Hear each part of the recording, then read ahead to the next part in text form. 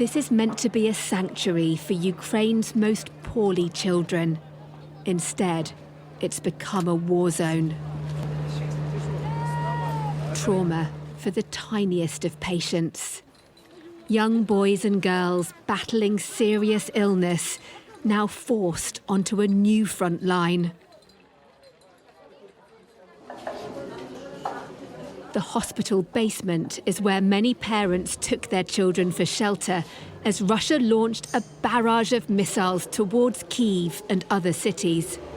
But any kind of movement is dangerous for the most vulnerable. We heard the first explosion. It wasn't far away. We reacted quickly. My daughter started screaming. I ran into the ward and we were told to go down to the basement. I grabbed my daughter. In the corridor, there was a second explosion.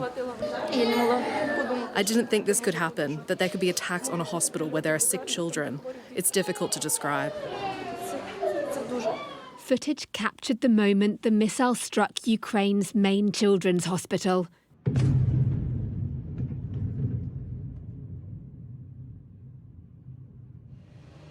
Other images showed the aftermath.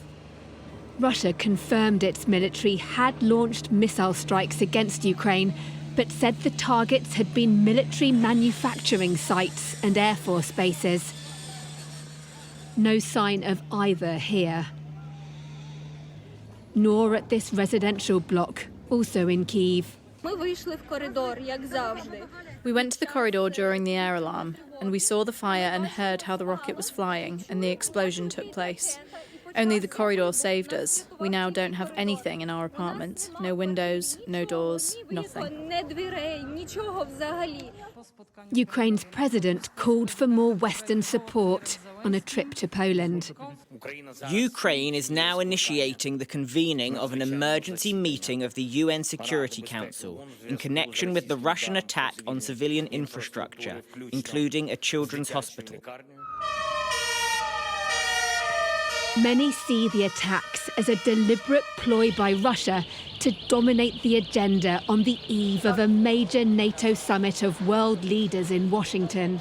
The message to our partners: we are defending not just our homes and our cities and our country. We're defending every one of you because Putin goes so far as far we're allowed to go. The latest devastation, the starkest of reminders of what's at stake. Deborah Haynes, Sky News.